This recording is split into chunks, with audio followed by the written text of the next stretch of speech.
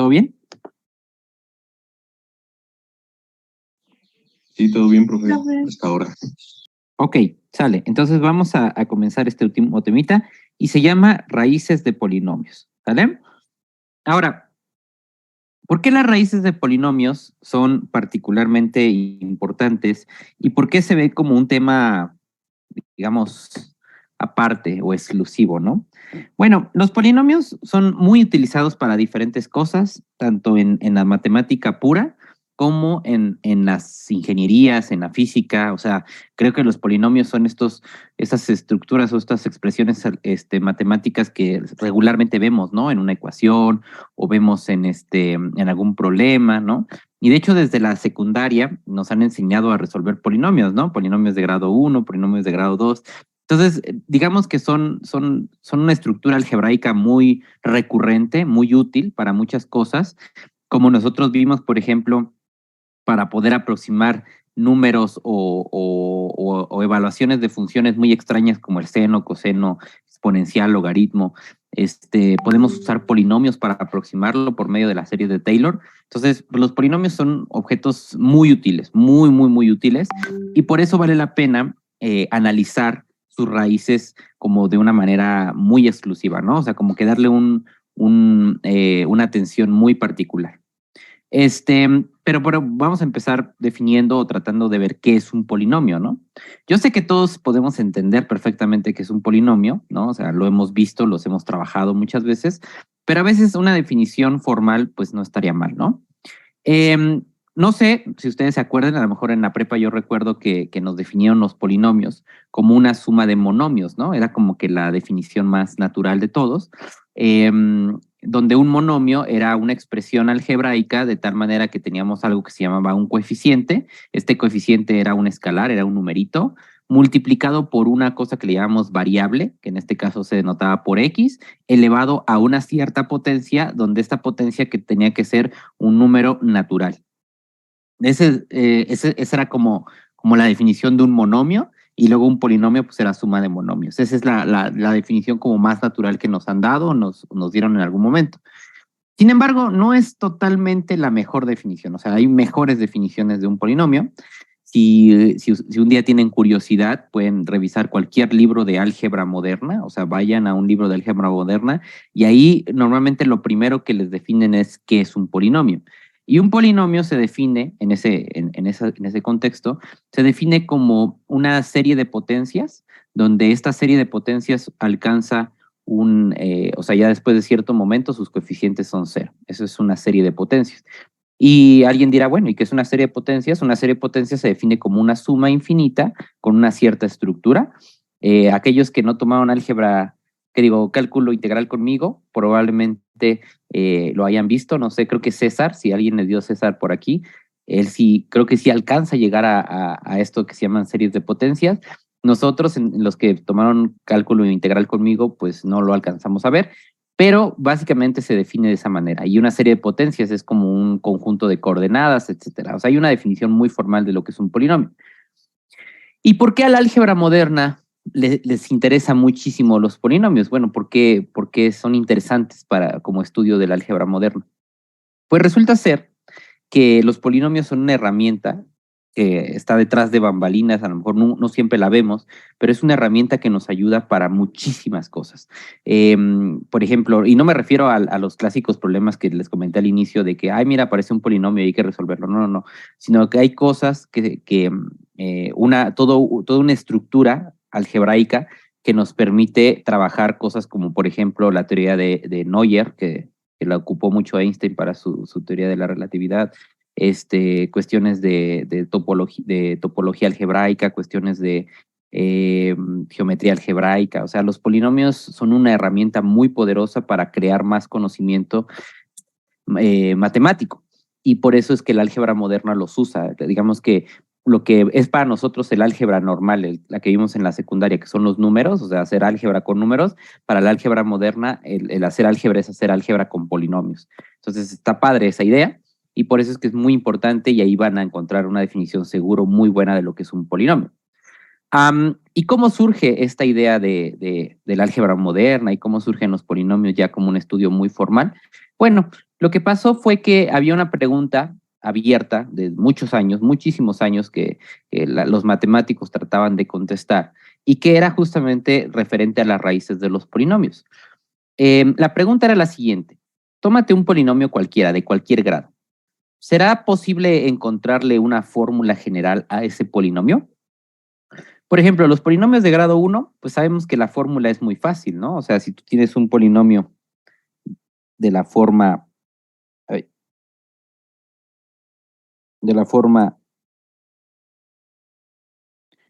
eh, AX igual a B, AX más B igual a C, ese es un polinomio, y tú quieres encontrarle una raíz, más bien, encontrarle una raíz a este polinomio, o sea, saber qué valor de X le tienes que dar aquí para que esto te quede cero, pues todos sabemos que esto está muy fácil, ¿no? Esto simplemente sería B sobre A. Entonces, esa es como la fórmula general para los polinomios de grado 1. Está fácil el problema ahí. Luego, cuando tenemos un polinomio de grado 2, pues a lo mejor la cosa se complica un poquito más y dices, bueno, o sea, sí hay una fórmula general que lo hace, la fórmula, la chicharronera, la que hemos visto toda la vida y que ya demostramos en la clase, ¿no? Ya demostramos por qué, de dónde sale. Entonces, sí existe una fórmula general que sería x igual a menos b más menos la raíz de b cuadrada menos 4ac dividido entre 2. Entonces, también hay una fórmula general para los polinomios de grado 2. Y para los polinomios de grado 3, ¿habrá una fórmula general también? Bueno, resulta ser que sí hay una fórmula general, de hecho también para los polinomios de grado 4. Nada más que la fórmula ya no es tan fácil de explicar porque entra como en algunos casitos, ¿no? O sea, hay que resolver varias cosas previas, no es una fórmula tan directa como estas que estamos viendo. Y por eso es que normalmente no se enseñan, o sea, pero en un libro igual de álgebra moderna, seguro que van a encontrar las fórmulas generales, pero no es nada más una fórmula, sino es una secuencia de pasos que hay que hacer para encontrar la solución, pero la hay una manera de encontrar las soluciones de polinomios de grado 3 y de polinomios de grado 4. Y ahora nos encontramos con el problema de los polinomios de grado 5. Pues resulta ser que los polinomios de grado 5, por mucho tiempo, pues se buscó y se buscó la fórmula, se trataba de buscar una manera de encontrar sus raíces de los polinomios de grado 5, y pasaron literalmente siglos, siglos de estudio de matemáticos tratando y tratando y tratando, y de plano no se lograba encontrar. Hasta que llegó un matemático muy famoso, que no sé si lo han escuchado alguna vez en su vida, pero en el mundo matemático es como pues sí, una estrella, ¿no? Alguien muy, muy famoso que todos conocemos su nombre, que es el famoso Galois, ¿no? Évariste Galois. Creo que sí se pronuncia así, era francés.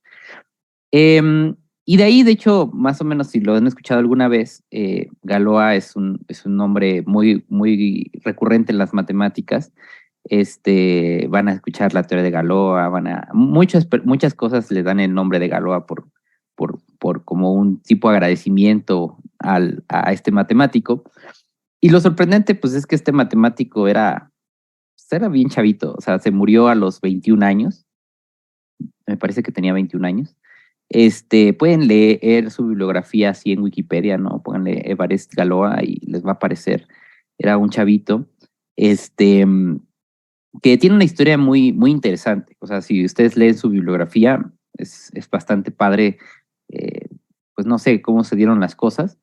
Am, me parece que hay un libro, de hecho sí hay un libro que se llama El elegido de los dioses, creo que es el nombre en español, donde hablan sobre su historia. O sea, es un libro pequeñito que habla sobre la historia, es un libro bibliográfico de este matemático que murió muy joven, o sea, murió a los 21 años, no tenía ningún título, o sea, no estudió en la universidad, nada, o sea, él fue un matemático innato que tiene una historia chistosa. Lo interesante de él era que cuando él iba a entrar a la universidad, o sea, en aquellos tiempos, estoy hablando de los 1700, 1800, me parece, eh, resulta ser que él quería entrar bueno, él como todo un prodigio, pues ya saben que los genios normalmente no siguen las reglas. Entonces, pues andaba de aquí para allá, ¿no? Buscando y ahí como que no sabía qué hacer de su vida. Y resultó ser que pues, finalmente se decidió que quería estudiar matemáticas. Y él quería entrar a la mejor universidad en ese tiempo de matemáticas, donde el rector, bueno, el encargado del departamento de matemáticas de esa universidad era nada más ni nada menos que el mismísimo Gauss, ¿no? El famoso Gauss que conocemos, ¿no? Él era en ese momento el jefe del departamento de matemáticas y el encargado de leer todas las postulaciones para entrar a la universidad. Entonces, Galois lo que hizo fue proponer un tema bastante interesante que se lo mandó a Gauss para que lo leyera y Gauss no le entendió nada. Dijo, esto está muy, pues sí, muy loco. No creo que tenga sentido nada de lo que dijiste. Y se lo regresó y no lo aceptaron. Esa es la historia. Entonces Galois no le importó mucho. A Galois dijo, bueno, pues si no me aceptan, pues ya, no pasa nada, ¿no? Pero esta teoría, después, unos años después, Gauss se dio cuenta que sí tenía mucho futuro y de hecho hizo contribuciones a ella y fue justamente la teoría de Galois. O sea, él en ese momento le propuso a Gauss desarrollar esa teoría y Gauss lo batió. Pero bueno, el punto es que él, digamos que no se afligió, simplemente siguió con su vida y unos años después creo que se volvió, hizo un poquito de todo y finalmente la historia dice que se enamoró de una chica que no debió haberse enamorado, porque era pretendiente o ya estaba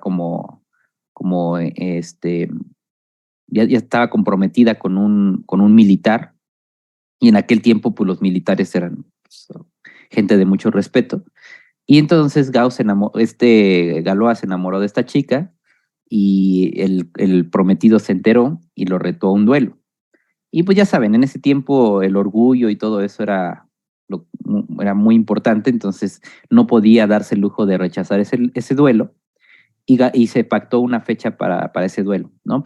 Y él ya sabía que se iba a morir, pues iba a luchar contra un militar, entonces él sabía que iba a fallecer y no le importaba tampoco, era medio raro. Y, y una noche antes, bueno, así cuenta la leyenda, ¿no? Se puso a escribir todos sus pensamientos matemáticos. Dijo, a ver, esto que en algún momento le propuse a Gauss y un montón de cosas más, las empezó a escribir en una libreta. Eh, bueno, al otro día se fue al duelo, se murió, pero estas notas se las mandó a su hermano.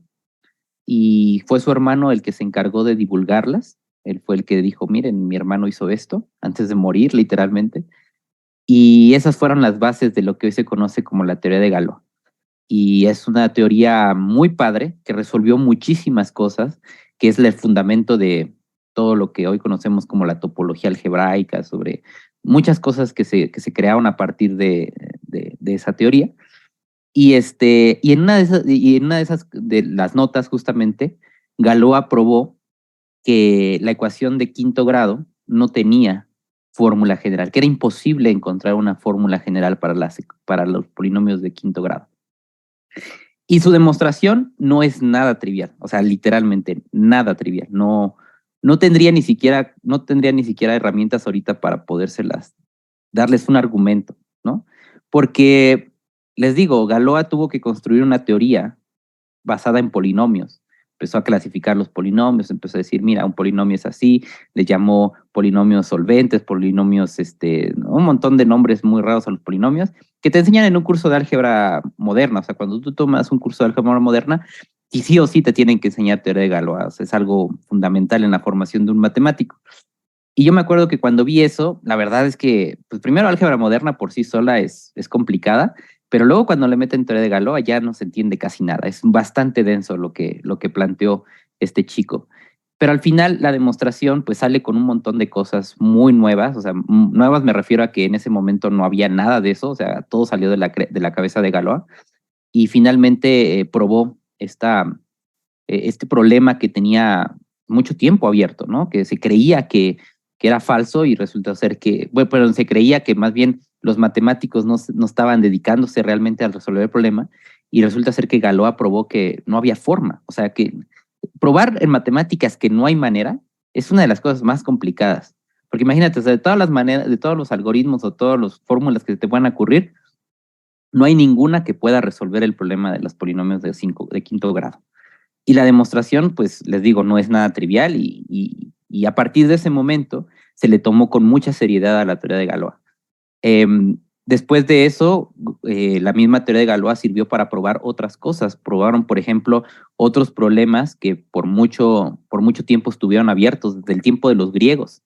Los griegos creían, bueno, uno de los problemas de los griegos era ver, tenían 3 problemas fundamentales, de hecho los pueden googlear así, los 3 problemas clásicos de los griegos, es como otra leyenda urbana, ¿no?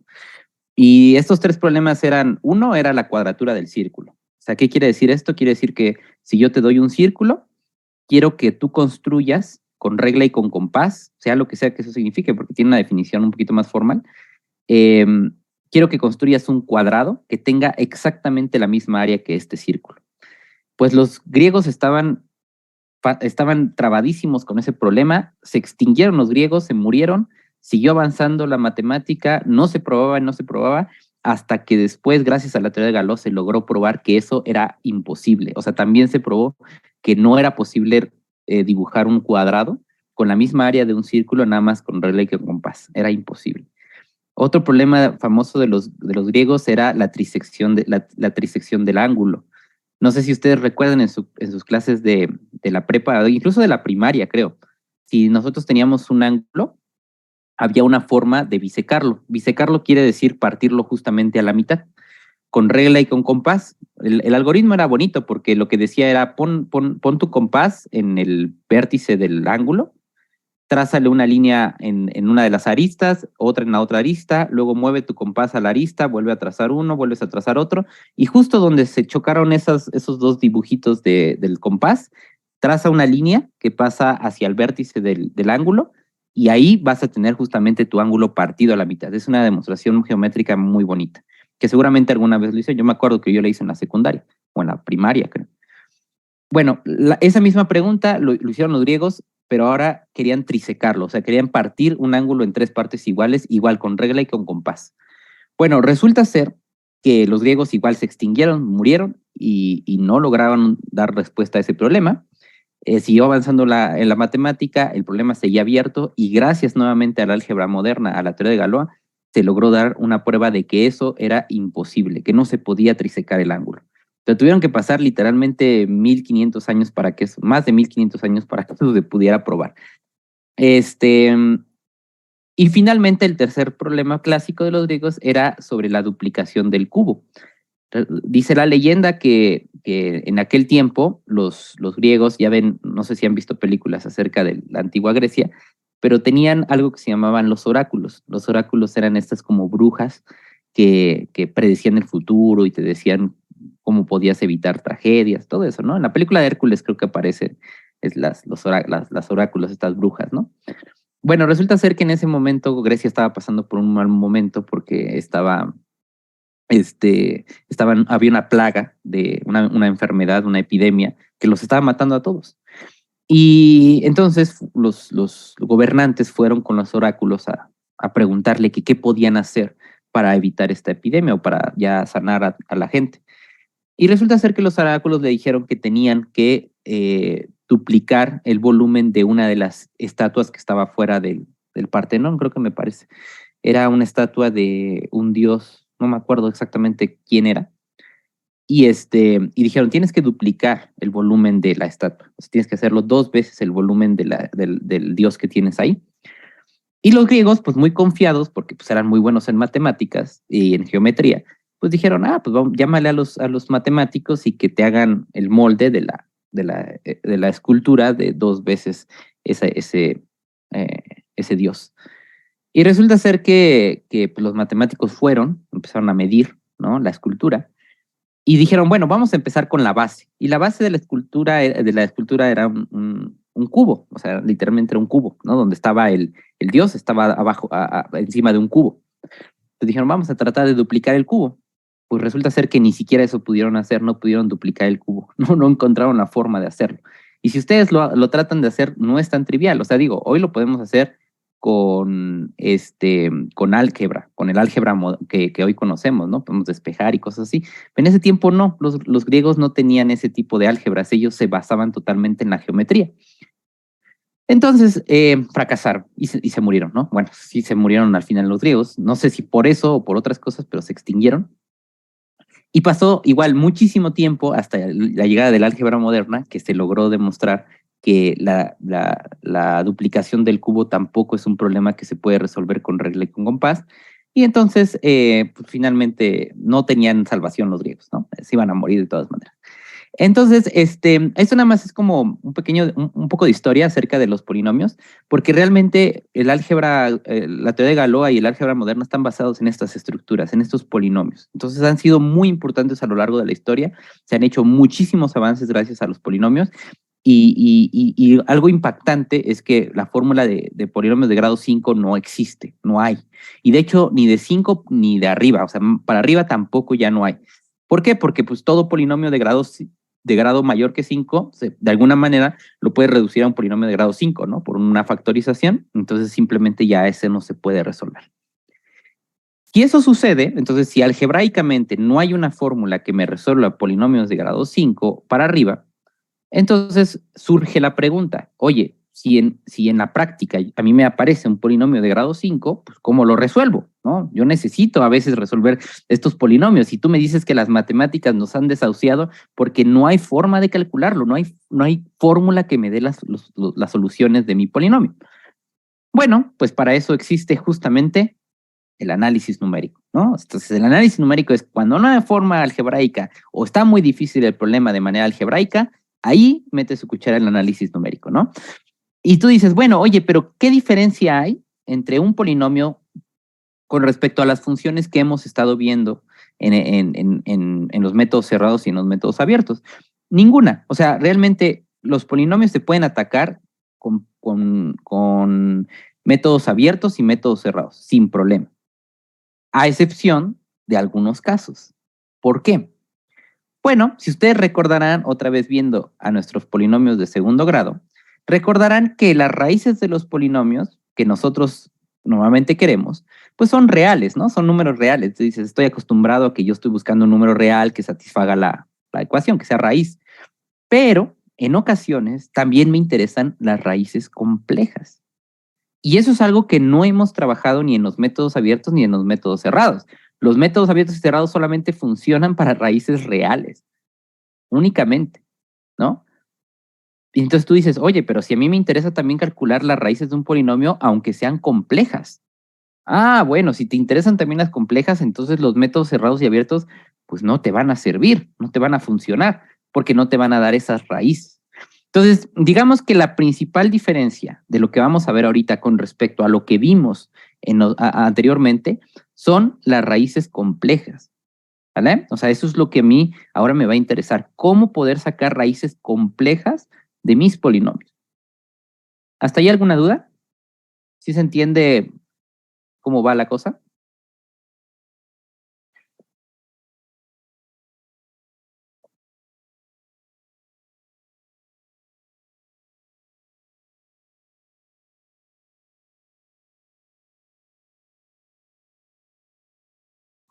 ¿No? Sí, sí, profe. Ok, sale. Bueno, entonces para empezar a trabajar esto, primero necesitamos recordar algunas cosas que ya vimos en la prepa. Entre ellas está lo que se conoce como la división de polinomios, que seguramente también ya la vieron, bueno, la vimos, de hecho, a los que les di clases en cálculo integral, vimos la división de polinomios cuando estábamos viendo fracciones parciales, ¿se acuerdan? O sea, si tú tienes un polinomio, puedes dividirlo para que la potencia de arriba quede estrictamente menor que la de abajo. Entonces, hay dos métodos para hacer división de polinomios, nada más como recordatorio. La primera es la división sintética, pero esta división sintética solamente funciona cuando tenemos polinomios de grado 1, o sea que tú vas a dividir un polinomio entre un polinomio de grado 1, y este polinomio de grado 1 tiene que ser mónico. ¿Qué quiere decir que sea mónico? Quiere decir que el coeficiente de la x es 1. O sea, solamente en ese caso funciona la división sintética. Para todos los demás casos, tendremos la otra división que es como más general y seguramente es la que más recuerdan, que es la división de la galera, o yo le llamo así, históricamente se llama la división de la galera, donde tú pones tu casita de la división y empiezas a hacer una división como en la primaria, nada más que con polinomios. ¿Todos se acuerdan cómo dividir entonces un polinomio sobre otro polinomio? ¿Todos recuerdan cómo hacer ese procedimiento?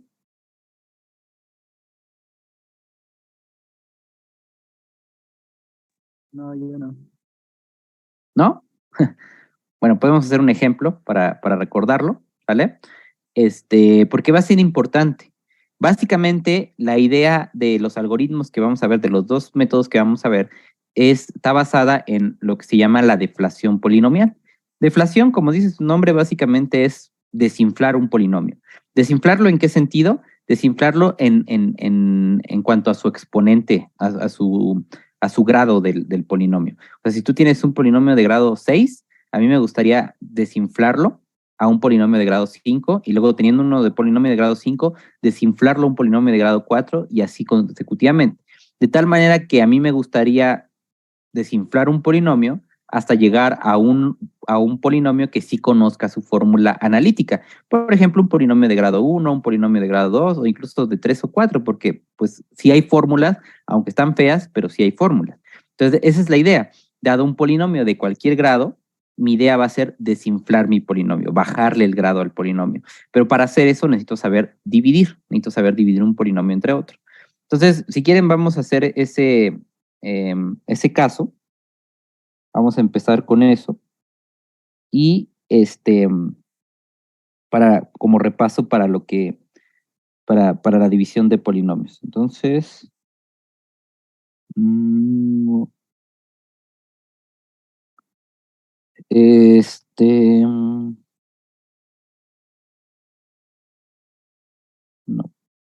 Bueno, voy a abrir una nueva página y le vamos a poner aquí división polinómica. Polinómica.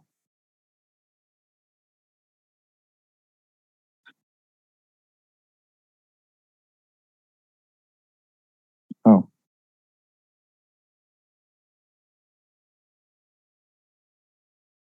Sale. Entonces,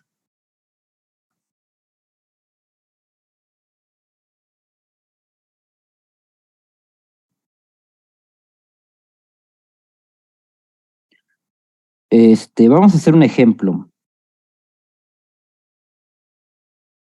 ¿Sale? Entonces, supongamos que queremos dividir, no sé, vamos a poner aquí ejemplo. Supongamos que queremos dividir x cúbica menos 3x más 2 entre x más 1, por ejemplo, ¿no? Este es el problema que nos dan. Entonces, ¿cómo le hacemos para dividirlo? Bien, tenemos la opción de la galera, que es la que les comentaba que es como la más general. Entonces, lo que hacemos es poner nuestro polinomio a dividir dentro de la galera o dentro de la casita de la división. Y afuera ponemos nuestro polinomio, que va a ser el denominador, ¿sale? Y ahora lo que tenemos que hacer es buscar un término que multiplicado por el x nos quede x cúbica. Entonces, en este caso, a lo mejor es muy sencillo porque podemos ver que con un x cuadrada justamente va a suceder eso. X cuadrada por x nos va a quedar x cúbica y x cuadrada por 1 nos va a quedar x cuadrada. Y hacemos la resta como lo hacíamos con números, como si fueran números que se están dividiendo. Entonces, aquí la resta nos quedaría 0, porque justamente eso es lo que yo quiero, que este término se elimina con este. Y aquí, como no tenemos x cuadrada, pues es pensar como que el 0 le voy a restar x cuadrada, entonces nos quedaría menos x cuadrada menos 3x más 2. Todo lo demás, el menos 3x y el más 2, se bajan, ¿vale?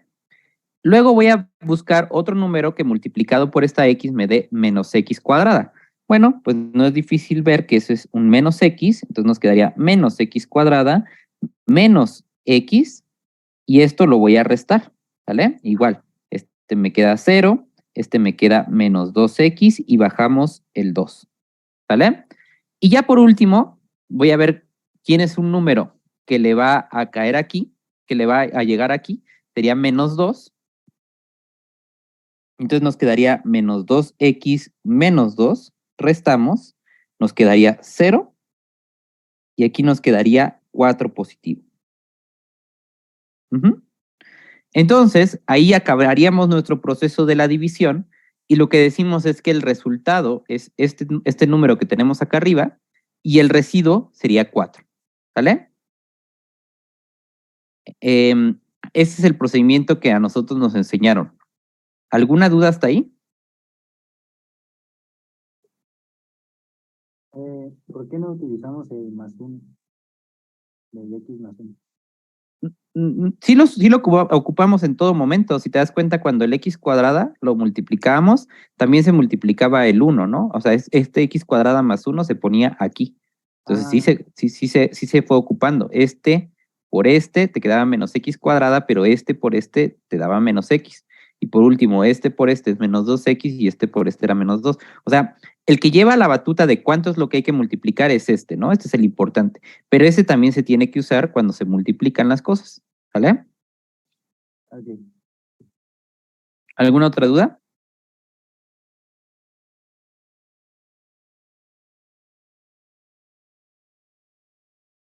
¿No? ¿Todos ya recordaron cómo se hacía esto? Sí, profe, ya me acordé. Sí se acuerdan que lo hicimos para fracciones parciales, ¿no? Porque en fracciones parciales, si nosotros teníamos una potencia más grande arriba que abajo, teníamos primero que dividir el polinomio de arriba para que nos quedara nuestra potencia de arriba quedara más chiquita, ¿no? ¿Se acuerdan?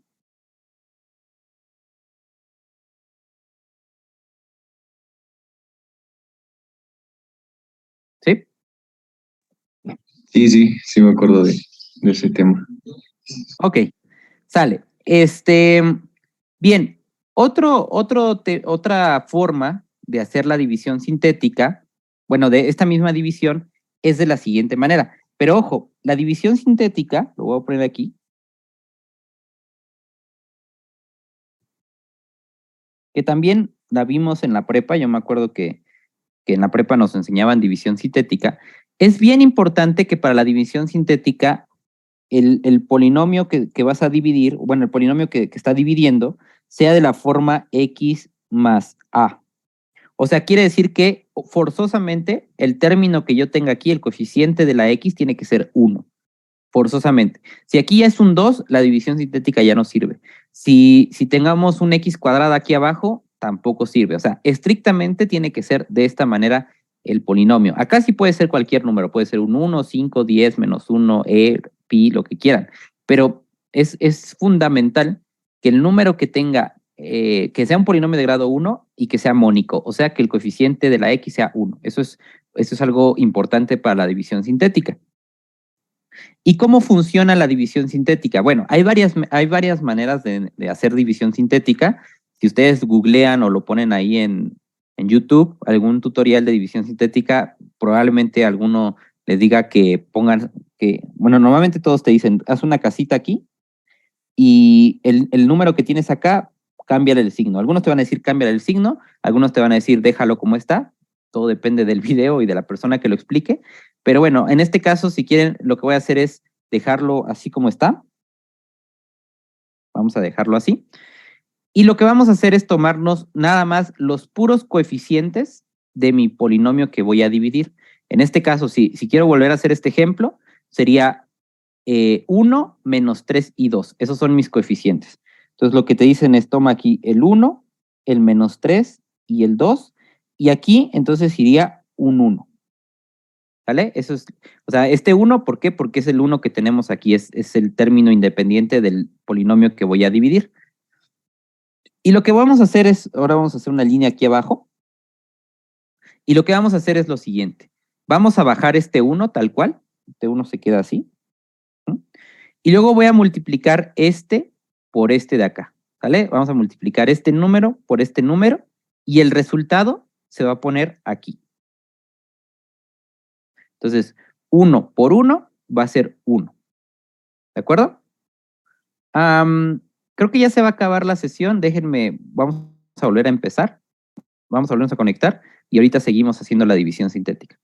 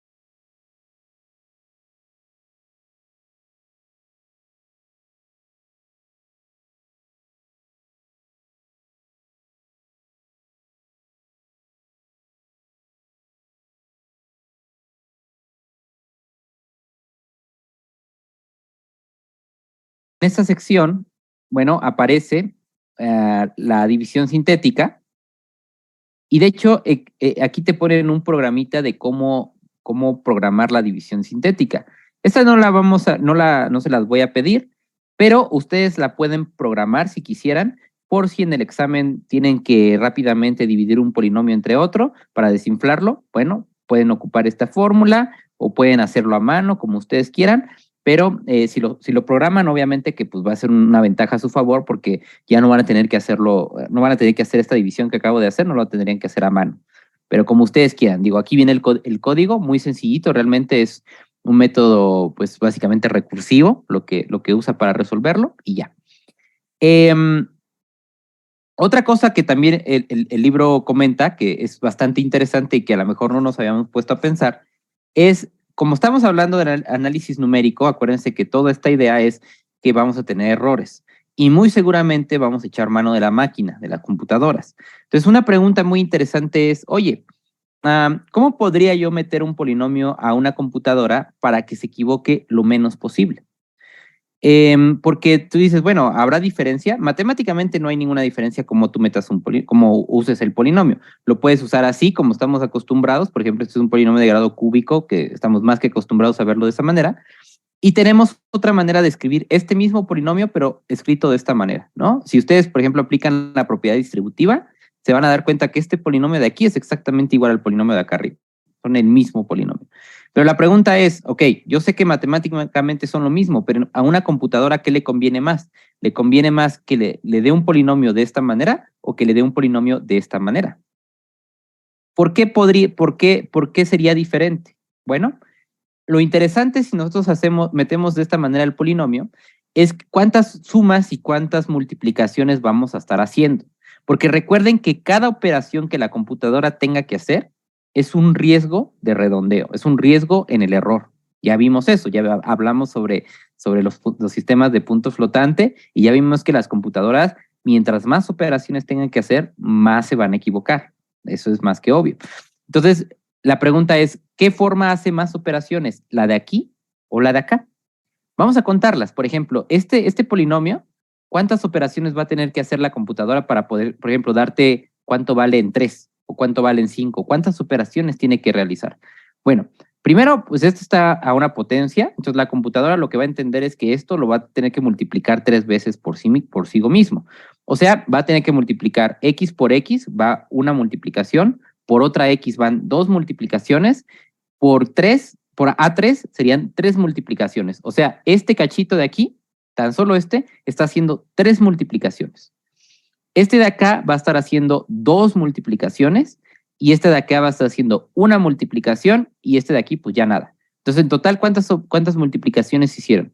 Fueron 3 más 2, 5 más 1, 6. O sea, están haciendo 6 multiplicaciones y ¿cuántas sumas? Estamos haciendo una suma, 2 sumas, 3 sumas. O sea, en total, la computadora va a tener que hacer 6 multiplicaciones y 3 sumas si yo le doy el polinomio de esta manera. Ahora, si yo le doy el polinomio de esta forma, ¿cuántas operaciones va a estar haciendo? Pues si se dan cuenta, aquí va una multiplicación y una suma. Entonces va 1 y 1. Luego, aquí va una multiplicación y otra suma. O sea, van 2 sumas y 2 multiplicaciones. Y luego aquí hay otra multiplicación y otra suma. O sea, van a ser 3 multiplicaciones y 3 sumas. Si yo le doy de esta manera el polinomio a mi computadora, van a ser 3 sumas y 3 multiplicaciones. Y aquí arriba tuvo que hacer 3 sumas y 6 multiplicaciones. Entonces, obviamente, ¿dónde es donde la computadora se va a equivocar menos? O sea, ¿qué a la computadora le representa tanto menos trabajo como menos riesgo de equivocarse? Pues obviamente que la segunda opción. Es algo que, por ejemplo, nosotros regularmente pues no nos ponemos a pensar, ¿no? Tú dices, bueno, pues, matemáticamente a mí me da igual cómo trabaje al polinomio, lo puedo trabajar así o lo puedo trabajar así. Al final, yo sé que son la misma cosa. Pero ya en la parte de la programación y de la computación, después de habernos dado cuenta que sí afecta mucho o podría afectar mucho el resultado, si hacemos muchas operaciones, porque en cada una tanto me cuesta tiempo como me cuesta error, entonces obviamente yo voy a buscar la manera en tratar de hacer que la computadora trabaje lo menos posible.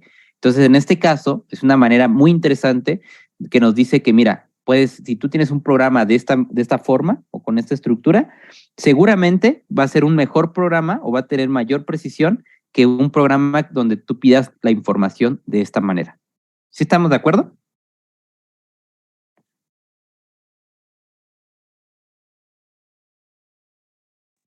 Sí, profe. ¿Sí? Bueno, entonces eso es, digamos, algo interesante, o sea, es un dato bueno, en algún momento si queremos programar algo con mucha exactitud, pues hay que tomar ese tipo de cosas en cuenta. Y pues bueno, también tenemos por aquí la evaluación, tenemos un programita para evaluar cosas, también muy sencillito. Lo que les comentaba de la deflación polinomial, o sea, la idea, como les digo, ustedes quédense con esta filosofía.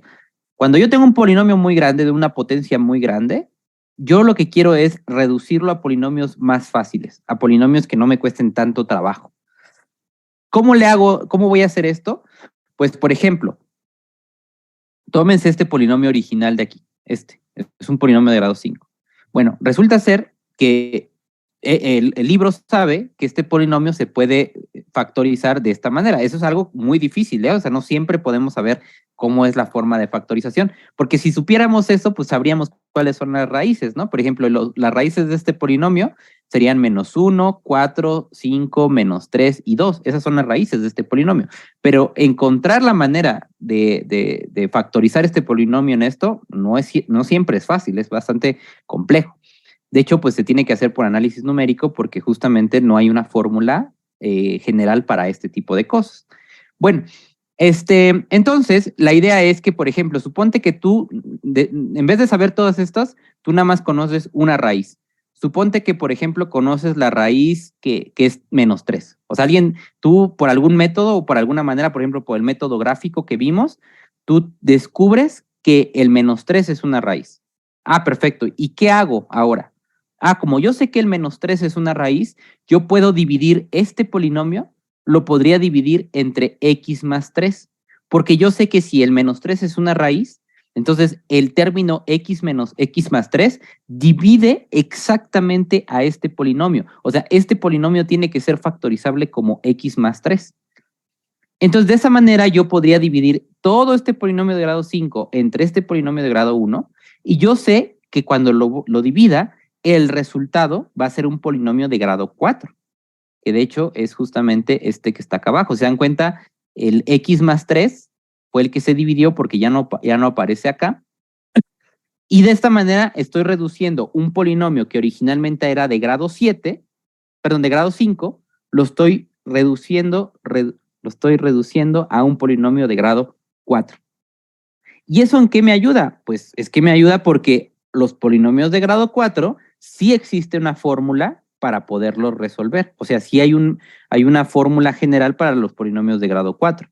Entonces, eso a mí me da ya una solución analítica, me da una solución exacta.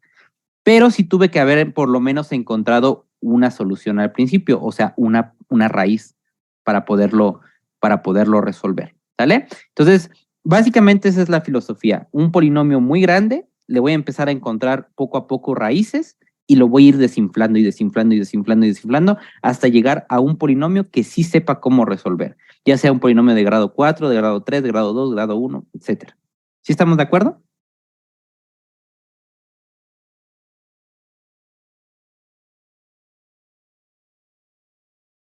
Sí, profe. Sí, bueno. Sale.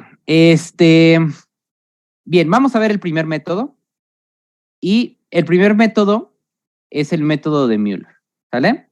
El método de Müller tiene una similitud muy estrecha con los métodos que ya vimos. Lo podríamos considerar casi como un método abierto, ¿sale? va a funcionar muy parecido al método de la secante. O sea, es como el análogo del método de la secante, pero para 3 puntos. La idea es muy sencilla, es muy fácil. A ver, ¿en qué consiste? Imagínense que este es su polinomio, ¿no? Este de color negro. Y ustedes quieren encontrar una raíz, esta de aquí. Si ustedes hicieran el método de la secante, ¿qué necesito? Necesito 2 puntos, que es este y este, por ejemplo. Trazo la línea que pasa por esos 2 puntos. Y esta sería mi primera aproximación. Ese es el método de la secante, el que ya vimos. Ahora, ¿qué dice el método de Müller? El método de Müller dice, mira, en vez de 2 puntos, vamos a tomarnos 3 puntos. O sea, vamos a tomarnos un x0, un x1 y un x2. Vamos a darle 3 puntos iniciales al problema. Y ahora, entre esos 3 puntos, lo que voy a hacer es calcular una parábola.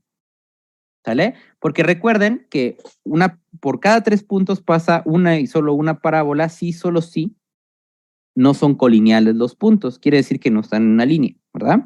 Entonces, siempre hay forma de encontrar esta parábola mientras los 3 puntos no sean colineales. Si los puntos son colineales, entonces quiere decir que tu polinomio que estabas buscando realmente era un, bueno, en su generalidad siempre va a ser un polinomio de grado 1. Y si no, si son colineales por mala fortuna, pues entonces tómate otros 3 puntos que no sean colineales y empieza a trabajar con ellos. Entonces, en este caso, por ejemplo, este punto y este punto no son colineales, no hay una recta que pase por los 3 puntos. Entonces puedo encontrar esta parábola. ¿Cómo le podría hacer para encontrar esta parábola? Pues muy sencillo, tendría que plantear un sistema de ecuaciones de 3 por 3. ¿Por qué? Porque una parábola es una ecuación de segundo grado que tiene 3 coeficientes a buscar o a encontrar. El coeficiente cuadrático, el coeficiente lineal y el coeficiente independiente. Entonces tengo 3 incógnitas. ¿Y cuántas ecuaciones tengo? Pues cada uno de estos puntos me van a dar una ecuación. O sea que voy a tener 3 ecuaciones. Por eso es justamente que se necesitan 3 puntos para encontrar una parábola. No más, no menos. Porque si nada más te doy 2, entonces hay muchas parábolas que puedan pasar por esos 2 puntos. Si te doy más, si te doy 4 puntos, corro el riesgo de que no haya una parábola que pase por los 4 puntos. Entonces, estrictamente tiene que ser 3 para que en el sistema de ecuaciones eso tenga sentido. Entonces, hay que resolver un sistema de ecuaciones para encontrar esta parábola y una vez encontrando esa parábola, entonces esta sería su raíz de aproximación, el lugar donde corte nuestra parábola. ¿Sale? Ahora, el hecho de usar una parábola tiene algunas complicaciones o algunas dificultades. La primera, la más obvia, es que pues es difícil de calcular la parábola. No es tan sencillo como acá que en el método de la secante la recta fue así súper rápido de calcular. En la parábola no es tan sencilla, o sea, hay que hacer un sistema de ecuaciones de 3 por 3, o sea, no es tan directo. Entonces hay que resolver un sistema de 3 por 3, es una desventaja. La otra desventaja es que el punto donde corta la parábola no es único.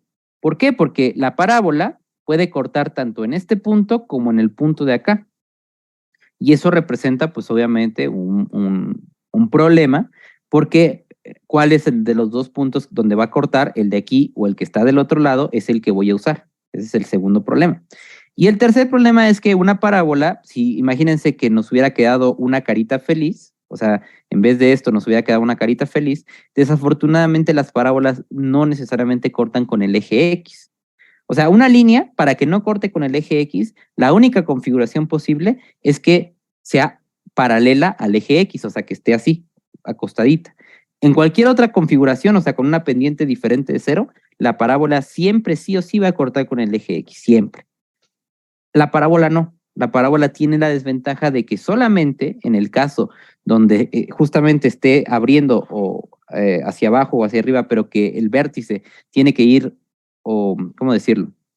O sea, sí tiene que tener esta configuración para que corte por lo menos aquí, porque si la parábola hubiera quedado un poquito más abajo, la parábola no corta, y entonces ahí se indetermina nuestro método, ¿vale? Entonces tiene varias desventajas el hecho de usar una parábola como método de aproximación, pero también tiene algunas ventajas. La primera es que es más rápido, ¿sale? Para polinomios, pues obviamente que esta fórmula esta aproximación va a ser buena. Si no estamos trabajando con un polinomio, imagínense que estamos trabajando con un logaritmo, con cualquier otra cosa, las parábolas no son buenas aproximadoras, es mejor una recta. Pero para polinomios particularmente, las parábolas son buenas, convergen rápido. Entonces, esa es una ventaja que tiene. La parábola es una buena opción. Otra ventaja que tiene el método de Müller es que para nuestra buena fortuna, como son parábolas las que vamos a estar resolviendo, las parábolas leen o me pueden dar una raíz compleja, ¿sí? O sea, acuérdense que como es una ecuación de segundo grado, pues nos puede dar raíces complejas. Y justamente esas raíces complejas pueden ser una buena aproximación para las raíces complejas de nuestro polinomio original, ¿sale? O sea, aquí, si nosotros usamos esta recta, la recta no te da raíces complejas, siempre te da raíces reales. Pero acá, esta parábola puede ser que nos dé raíces complejas. Pues es el caso justamente cuando no corta con el eje de las X. Entonces, estas raíces complejas puede ser que a mí sean una buena aproximación de las raíces originales de mi polinomio. Pero digo, pueden ser porque no siempre funcionan.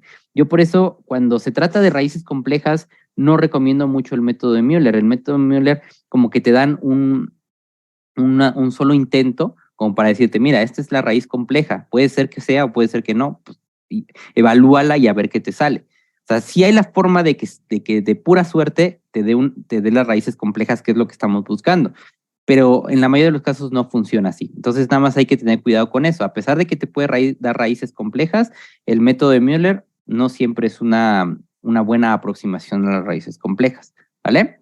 Pero bueno, vamos a ver los cálculos para ver cómo se calcula primero la parábola, cómo se calcula este punto, ¿vale?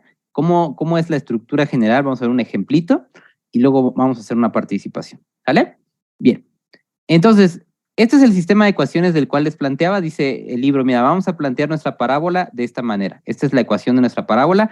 Yo sé que no estamos acostumbrados casi a ver la ecuación de la parábola así, o sea, las ecuaciones de segundo grado no estamos acostumbradas a verlas, normalmente estamos acostumbrados a ver a por x al cuadrado más bx más c, es la manera regular, pero aquí el libro lo plantea de esta manera para facilitarse un poquito los cálculos. Entonces, ya que planteó así la parábola, lo que hace es plantear el sistema de ecuaciones. Entonces, el sistema de ecuaciones les queda así, y este sistema de ecuaciones lo reduce a un sistema de 2×2 y finalmente lo resuelve. Pero para su resolución, la verdad es que el libro, pues sí es como que, yo siento que se la complicó un poquito, pero bueno, lo que dice es, vamos a resolver este sistema de ecuaciones. Para resolver este sistema de ecuaciones voy a definir, o el libro va a definir algo que se llama H0, H1, que básicamente H0 va a ser la diferencia entre X1 y X0. ¿Quiénes son estos dos valores? Estos dos valores, acuérdense que son los puntos iniciales que me dio el problema. O sea, es este punto y es este punto de aquí, ¿vale? Y el H1 es la diferencia entre X2 y X1, o sea, este punto que también me dio originalmente el problema y el X1. ¿Vale? O sea, el problema originalmente me tiene que dar 3 valores iniciales, el X2, el X1 y el X0. Bueno, lo que dice es, vamos a definir estos H0 y este H1 de esta manera, y luego define el delta 0 y el delta 1 como la evaluación de f de X1 menos f de X0 dividido entre X1 menos X0. Todos estos valores ya los tengo, ¿por qué? Porque pues tengo los valores iniciales X0 y X1. Entonces, lo de menos es evaluarlo en la función, que es un polinomio, dividirlo entre esto. Esto es básicamente una pendiente, ¿no? Es la pendiente de la recta que pasa por el punto X0, f de X0 y el punto X1, f de X1. O sea, es como pensar en la pendiente de la recta que pasa por estos dos puntos de aquí. Y el delta 1 es la pendiente de la recta que pasa por X2, f de X2, X1, f de X1. O sea, es la recta que pasa por aquí y por acá. ¿Vale?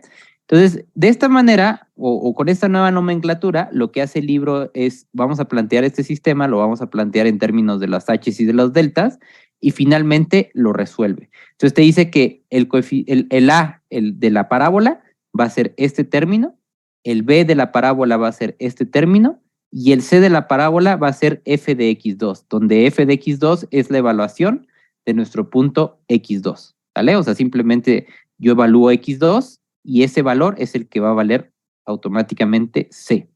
Pero, cuidado, o sea, este A, este B y este C son los coeficientes, pero de la parábola que está en esta fórmula.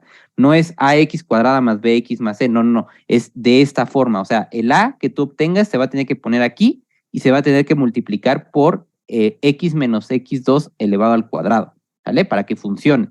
Igual a b igual a c. Entonces, nada más hay que tener cuidado porque mucha gente se confunde y dice, ok, esto es el coeficiente cuadrático, el coeficiente lineal y el independiente. No es cierto. Hay que primero sustituirlo aquí y multiplicar, ¿vale? Entonces, no es tan directo.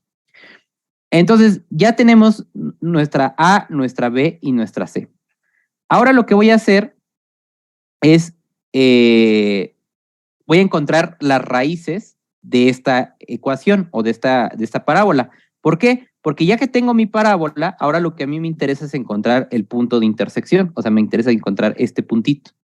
Para eso, pues como tengo una ecuación de segundo grado, pues lo voy a tener que resolver por la fórmula general.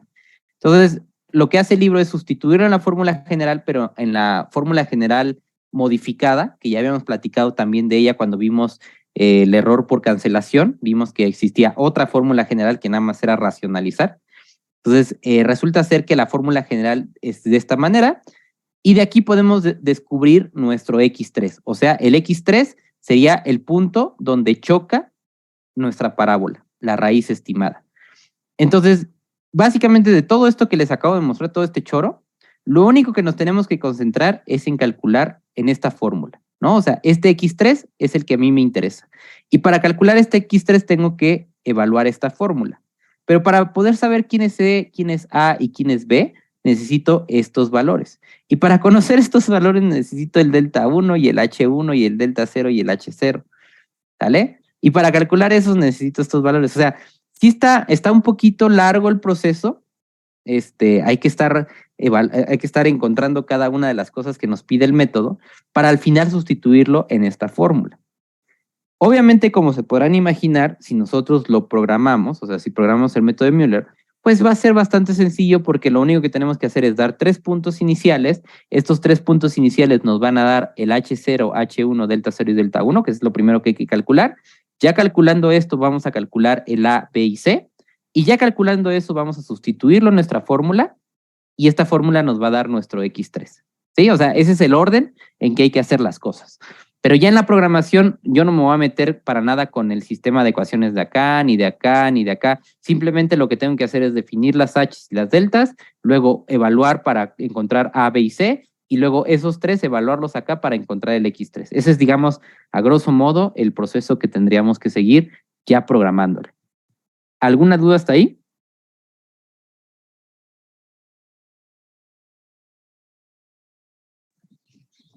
No, todo bien, profe. ¿No?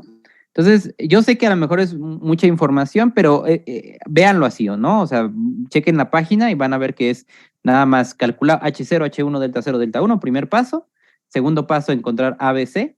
Y ya encontrando ABC, nos vamos a la fórmula de acá y encontramos X3. Ahora, si se dan cuenta, esta fórmula, pues como tiene un más menos porque viene de la fórmula general, justamente nos puede dar 2X3. O sea, puede darnos 2 posibles valores de X3, que sería básicamente el valor de aquí y el valor de acá. La pregunta es, ¿cómo voy a elegir cuál de los 2X3 es el que voy a tomar? Esa es una buena pregunta, ¿no? O sea, ¿cuál de los 2X3 es el que a mí me interesa? Bueno, el libro da respuesta a eso. Dice, como esta cosa nos va a dar 2 posibles valores, lo que vamos a ver es el signo de la B. Entonces, fíjense, el signo de la B, en este caso, bueno, no sé, o sea, imagínense que la B que nos salió aquí, nos sale -5, por ejemplo.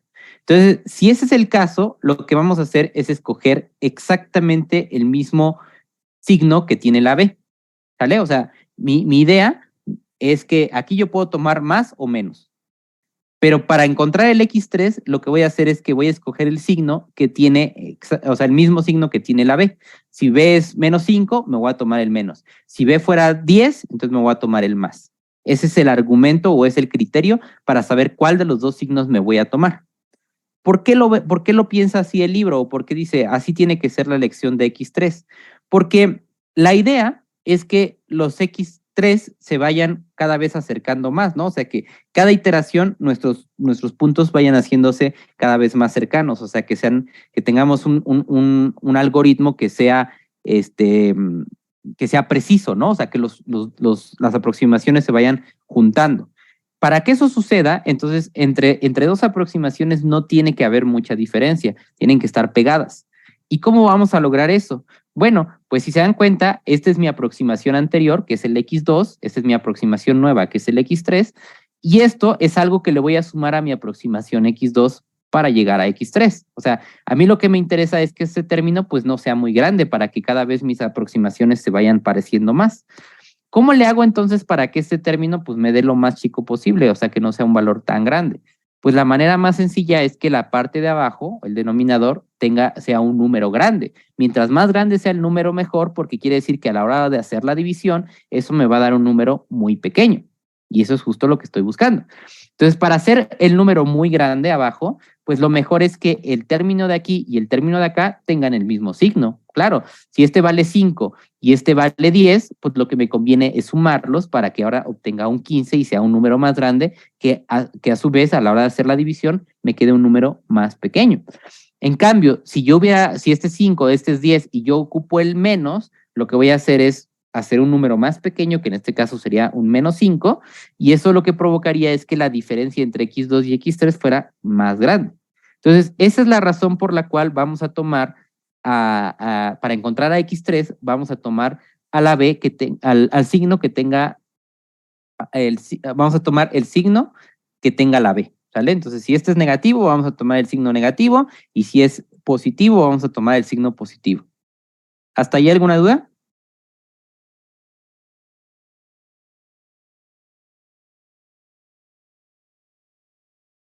No, profe. ¿No? Bien. Ahora, ¿qué pasa cuando nosotros, ahora ya conseguimos nuestro x3? ¿Cómo hacemos la siguiente iteración? Bueno, lo más natural sería pensar, bueno, voy a ocupar x3, x2 y x1, y el x0 lo olvido. Esa sería una opción, ¿no? O sea, es la manera, digamos, ordenada de ir avanzando. Siempre vamos a necesitar 3 puntos.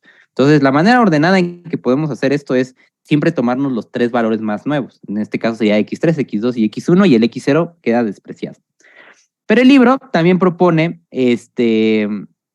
otras alternativas que dicen que puede funcionar un poquito más rápido. Entonces, dice, de hecho, esas en general 2 estrategias son comúnmente usadas. La segunda fue la que yo les platiqué, o sea que simplemente vamos ocupando a los 3 valores más nuevos que hemos obtenido. Entonces, en vez de ocupar x0 y x1 y x2, la siguiente iteración sería x1, x2, x3. Esa es, digamos, la manera más sencilla de ver el problema o de escoger los valores que voy a usar para la siguiente iteración. La otra manera es la que dice aquí, dice, si solo se localizaron raíces reales, o sea, porque eso quiere decir, acuérdense que aquí corremos el riesgo de que esto sea un número complejo, pero bueno, suponiendo que todos son números reales, si solo se localizaron raíces reales, elegimos los 2 valores originales más cercanos a la nueva raíz estimada. O sea, quiere decir que aquí en el dibujo, este es mi x0, este es mi x1, este es mi x2 y este es mi punto que acabo de obtener, me voy a tomar las 2 raíces que tengan más cercanía con la nueva raíz que acabo de conseguir. En este caso sería x2 y x1. Pero si al principio a este yo le hubiera llamado x0 y a este le hubiera llamado x1, entonces lo que hubiera tenido que escoger es a x2 y a x0 porque son los más cercanos. Ahora, entre estos dos criterios, ¿cuál es el más eficiente? O sea, ¿cuál llega más rápido a la solución? Pues obviamente que el 1. El 1 es el que llega más rápido porque lo que va haciendo es tomarse los valores más pegados que existen. Pero programar eso, como se podrán imaginar, pues es un poquito complicado porque tienes que comparar entre los 3 valores cuáles están más cercanos. O sea, es un paso extra, por así decirlo, a nuestro programa. Y el 2 simplemente es descarto el último que tenía y me quedo con los 2 más nuevos. Eso sería lo más rápido en cuestiones de programación. Pero en cuestiones de qué tan rápido llega a la solución, obviamente que el criterio 1 pues va a servir muchísimo más. ¿Sale? Entonces vamos a ver un ejemplito y luego hacemos una participación del método de Müller. ¿Sale? Entonces nos dice, utiliza el método de Müller con los valores iniciales x0, x1 y x2 respectivamente 4.5, 5.5 y 5, para determinar la raíz de la ecuación x cúbica menos 3x menos 12. ¿Sale? Ahora, antes de aplicar Müller, yo les recomiendo lo siguiente. Esto o sea, lo vamos a ver ahorita porque pues, el chiste es aprender cómo funciona Müller, pero yo les recomiendo lo siguiente. Si esta de aquí, por ejemplo, es una raíz cúbica, yo sé que esta raíz cúbica, por lo menos este polinomio cúbico tiene que al menos tener una raíz real. ¿Por qué? Porque todas las cúbicas empiezan de menos infinito y se van a infinito, o viceversa, empiezan en más infinito y terminan en menos infinito, pero en algún momento sí o sí tienen que cortar por el eje de las X. Sí o sí. Todas las polinomios de grado cúbico tienen al menos una raíz real. Siempre. No es como las cuadráticas que corren el riesgo de tener puras raíces complejas. Aquí sí o sí tienen raíces reales. Entonces yo les diría, bueno, para no meternos en el tema de Müller, porque sí es un poquito más complicado, laborioso y todo ese rollo, yo les recomiendo que a esta le aplican un método cerrado o abierto. Pueden aplicarle Newton-Raphson, pueden aplicarle bisección, falsa posición, secante, iteración de punto fijo, o sea, para que sea más rápido. El método que más les guste, aplíquenselo a esto. Al final de cuentas, sí va a funcionar. Imagínense por un momento que ya encontramos una raíz por el método de Newton-Raphson, por el método de la secante o de la bisección, cualquiera de los que ya vimos. Imagínense que ya encontramos una raíz. Por ejemplo, aquí nos dice que las raíces reales son -3, -1 y 4. Supongamos que encontramos la raíz de -3. Esa fue la que encontramos con nuestros algoritmos. ¿Qué haría yo? Pues ya lo único que me quedaría hacer sería desinflar el polinomio x cúbica menos 3x menos 12. ¿Qué quiere decir desinflar? Bueno, este polinomio lo voy a dividir entre el polinomio x más 3. Este polinomio x más 3 yo sé que lo va a dividir exactamente. ¿Por qué? Pues porque como menos 3 es una raíz, quiere decir que este polinomio se tiene que factorizar como x más 3 obligadamente. Entonces lo que yo haría sería, ya que encontré una raíz, desinflo. ¿Y de qué grado me va a quedar el polinomio? Si un polinomio de grado 3 lo desinflo con un polinomio de grado 1, el resultado va a ser un polinomio de grado 2. Y este polinomio de grado 2 ya lo podemos resolver analíticamente. ¿Por qué? Pues porque tenemos una ecuación de segundo grado que resuelve polinomios de grado 2. Entonces ya no tengo que meterme con más rollo de que, mira, tengo que calcular la fórmula de Müller. No, no, no, no. Desinflo, me queda un polinomio de grado 2 y ese polinomio de grado 2 lo resuelvo con mi fórmula general. Entonces, eso es lo que yo haría y es lo que les recomiendo hacer en el examen. Si yo les digo, ahí está tu polinomio de grado 3 y les digo, encuentra las soluciones, encuentra las raíces de ese polinomio, si se puede resolver con otro método que no sea Müller, háganlo, de verdad, háganlo. Es más, es menos pesado tanto para la máquina como para ustedes. Háganlo con Newton-Raphson, háganlo con cualquier otro método, encuentren una raíz y encontrando una raíz, ustedes pueden desinflar el polinomio. Y desinflándolo les quedará un polinomio de grado 2 que ya pueden resolver analíticamente con la fórmula general. Entonces, ese sería el método que yo haría. O sea, eso es lo que yo haría para resolver este problema. Pero bueno, como estamos en el método de Müller, pues vamos a resolverlo por Müller, aunque es un poquito tedioso, pero bueno, el chiste es que entendamos más o menos cómo funciona, ¿vale? Entonces, nos dan 3 puntos iniciales, 4.5, 5.5 y 5. ¿Qué es lo primero que teníamos que hacer? Acuérdense, lo primero que teníamos que hacer era encontrar los valores de H0, H1, delta 0 y delta 1. Entonces, vamos a calcular esos valores. Acuérdense que H0 es la diferencia de X1 con X0. O sea, sería 5.5 menos 4.5. H1 es la diferencia de X2 con X1. Delta 0, acuérdense que es la pendiente que pasa de la recta que pasa por X0, f de X0 y X1, f de X1. Entonces, para eso necesito saber las evaluaciones de mis puntos iniciales en mi función cúbica. Ahí está. Y luego calculo a delta 1. ¿Vale? Entonces, el primer paso, calcular las H's y las deltas. Ya con las H's y las deltas, ¿qué sigue? Bueno, ahora tengo que calcular el A, B y C. Estos de aquí.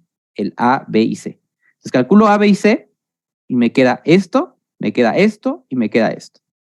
Y luego me fijo en el signo de B. En este caso, el signo es positivo. Entonces, yo ya sé que en la raíz nos va a quedar, voy a tener que tomar el signo positivo. ¿Vale? Vamos a desconectar, vamos a volver a conectar porque está a punto de acabarse y continuamos.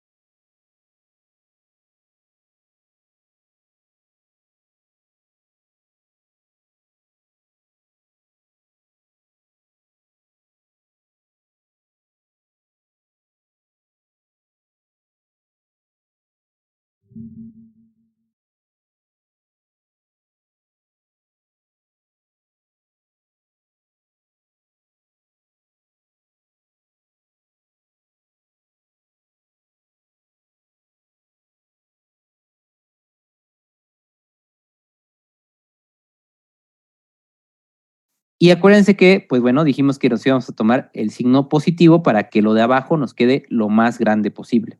Entonces lo sustituyo, me queda 3.9764 en el X3. Y aquí, pues bueno, puedo calcular más o menos cuál es mi error de aproximación. ¿Cómo lo hago? Pues mi valor nuevo, que es X3, este es el que acabo de calcular, con respecto al valor anterior. ¿Quién es el valor anterior? Pues de alguna manera el libro dice pues que el valor anterior va a ser X2, ¿no? Es como que el valor más nuevo, aunque realmente no tienes un valor más nuevo, porque ese lo acabas o sea, el X2 era un valor inicial, ¿no? O sea, no es como que fue una aproximación. Pero bueno, lo podemos usar y nos dice que tenemos un 25.74% del error de aproximación. Y luego, ¿qué hago? Ok, aquí tenemos dos opciones, como les decía. Podemos escoger X3 con los dos puntos que estén más cercanos a este valor, al 3.97, o podemos simplemente seguir la secuencia, o sea, tomar X3, X2 y X1. Entonces, aquí la nueva iteración dice que vamos a ocupar el X0 se va a reemplazar ahora como X1, el X1 como X2 y el X2 como X3. O sea, aquí está usando el proceso en el cual descarta al valor más antiguo. No está fijándose quién está más cercano. Entonces, la nueva iteración se va a hacer con el punto 5.5, 5 y 3.97, 68, 87. Y vuelve a hacer lo mismo. Vuelve a calcular las H's y las deltas, luego calcula la A, la B y la C, luego calcula esta fórmula, acuérdense, con el signo igual que la B aquí en la raíz, y eso me da un nuevo valor. Entonces aquí está la tablita más o menos de cómo va funcionando. Si se dan cuenta, la primera aproximación nos dio 3.97, luego les dio 4.001105 y luego básicamente pues ya les queda 4. O sea, realmente ya ni siquiera puso los demás puntos, los demás números, pero básicamente en 3, 4 iteraciones ya habremos llegado a nuestra solución. ¿Sí? ¿Dudas hasta ahí?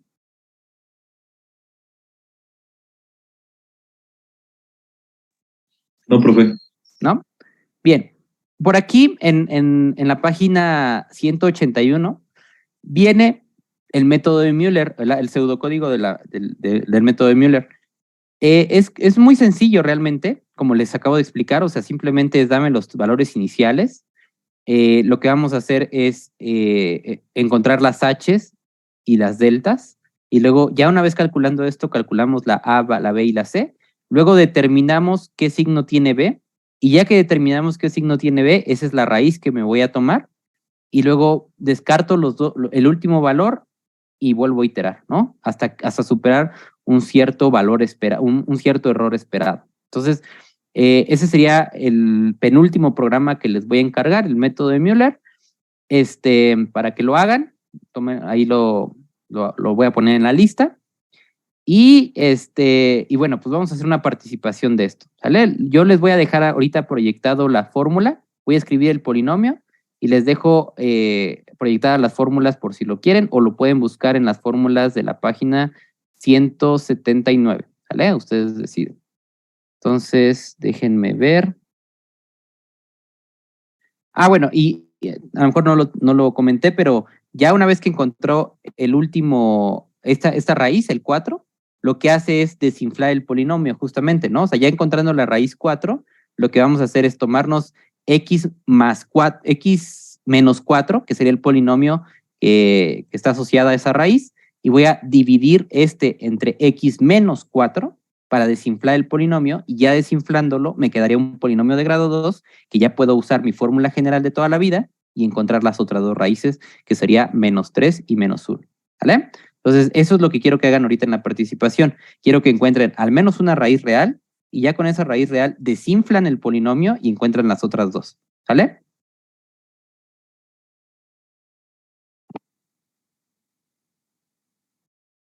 Bueno, entonces vamos a poner aquí.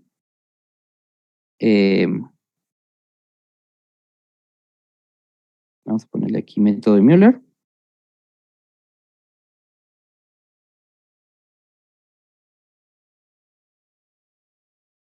y participación.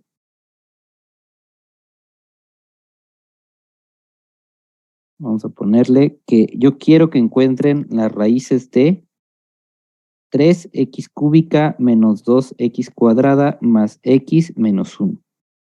¿Sale? Entonces es un polinomio de grado 3, ¿vale? Entonces tienen que encontrar una raíz real, que sí o sí existe, esa raíz sí o sí existe. Encontrando esa raíz con el método de Müller, desinflan y encuentran las otras dos raíces con la fórmula general. ¿Sale? ¿Sí está claro?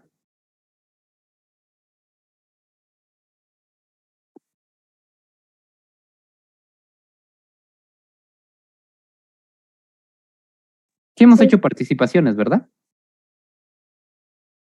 Sí saben que me lo tienen que enviar por WhatsApp y todo eso, ¿no? ¿O no? Sí, ya hemos hecho. Ah, ok, muy bien. Sale. Entonces, cópienlo para quitar esto y mostrarles las fórmulas para aquellos que no tengan a la mano el libro. Ya.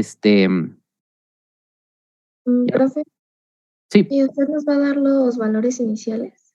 Ah, buen punto, sí, cierto. Los valores iniciales. A ver, vamos a tomar los valores iniciales. Vamos a tomarle que este sea 1, x2, x1 sea menos 1 y x2 que sea 0.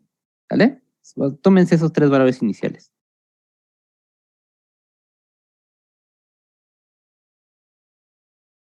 Y el error esperado, para detenernos, vamos a tomar el error esperado que sea menor al 3%. ¿Vale? O sea, acuérdense que Müller es iterativo, ¿no? Entonces quiere decir que yo aproximo mi x3 y luego checo cuál es el error ahí, y luego aproximo x4 y checo cuál es el error ahí. Entonces el error esperado tiene que ser menor al 3%. ¿Vale?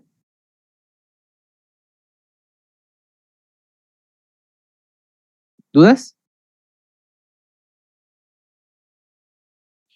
No, profe. ¿No? Bueno, ¿ya lo copiaron proyectarles eh, para proyectarles las fórmulas?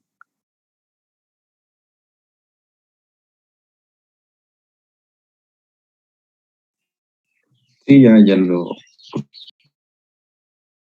Ok, entonces ahí están, ¿no? Esto es básicamente lo que tienen que hacer los H's, los deltas, los A, los B, los C y el X3. ¿Vale? Ahí está toda la información. Bueno, pues échenle.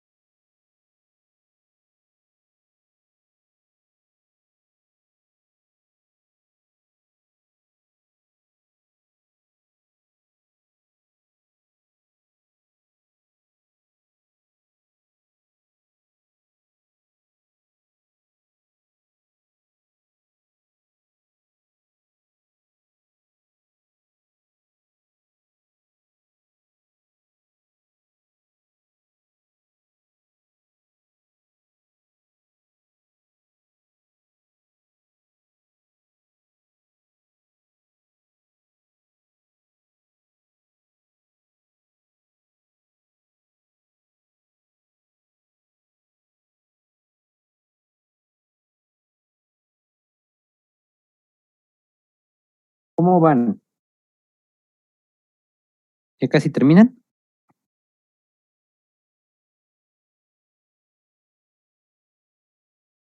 ¿Eh?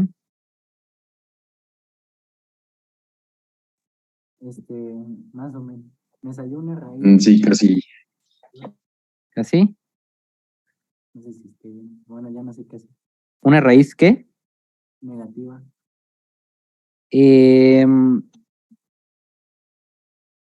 Te salió una raíz negativa. Pues bueno, esa a lo mejor puede ser una raíz del polinomio, ¿no? ¿Será una raíz del polinomio o no? Ya la sustituiste a ver si de casualidad te queda cero en la raíz. ¿Alguien más le quedó una raíz negativa? Aparte de su compañero.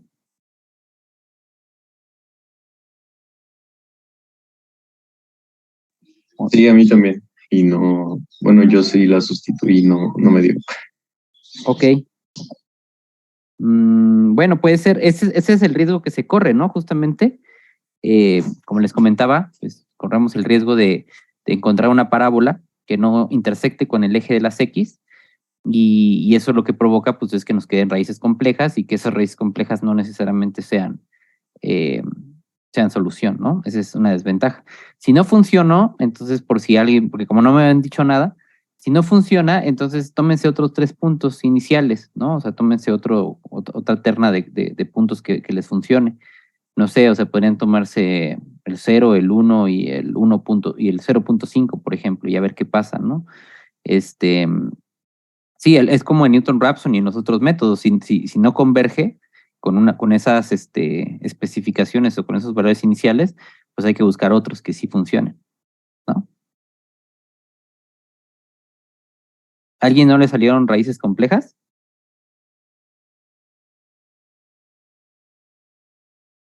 A mí hasta ahorita no. Ah, ok. Bueno, pues igual también chequen sus cálculos porque a lo mejor por ahí pudieron haber fallado. Chéquenle, chéquenle.